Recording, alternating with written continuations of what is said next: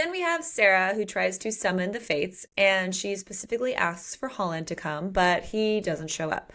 So instead, Vikter comes up, and we're like, hey, what's up, Vikter? We got Vikter Ward and the goddess Penellaphe.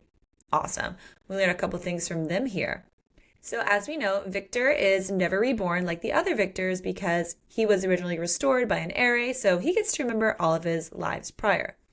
So then Sera tries to use her foresight to read Vikter, and she goes out and like touches his cheek, and she sees the name Ronan Lesly. And we're all like, who is that? We don't know who that is. Explain. And we find out that when Vikter was immortal, he served as a guard to the Queen of Vodina, the Vodina Isles. And the king and queen's marriage was one of convenience. And the king, had previous lovers, and one of them became pregnant. The queen, in her jealousy, of course, ordered the death of the mistress because she was worried that she herself wouldn't be able to produce an heir. And she told Vikter to carry out that sentence.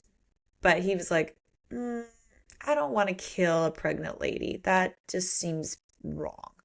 Yeah. And so instead, he warns the woman of the threat and protects her until the baby is born. And then Vikter ended up training her since that woman wanted to ensure her own safety.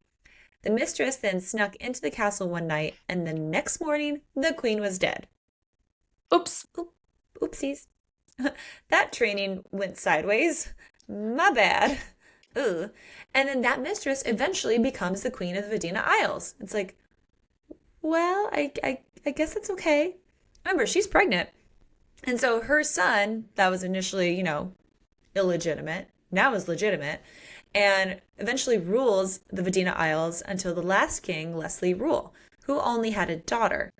And that princess was Sera's mother. And you're like, I started screaming at this point. Yeah, you're like, okay, so Sera's mom is a daughter who came down the line of Ronan. Wait, no. Yes. Ronan was the mother. Yes. Yeah. The name of Ronan's mother was Seraphena.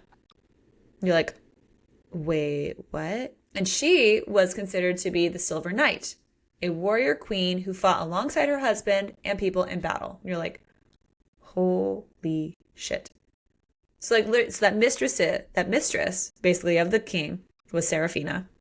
Her son was Ronan, who was the illegitimate, and made all of this happen. And now all this is coming down to being Sera.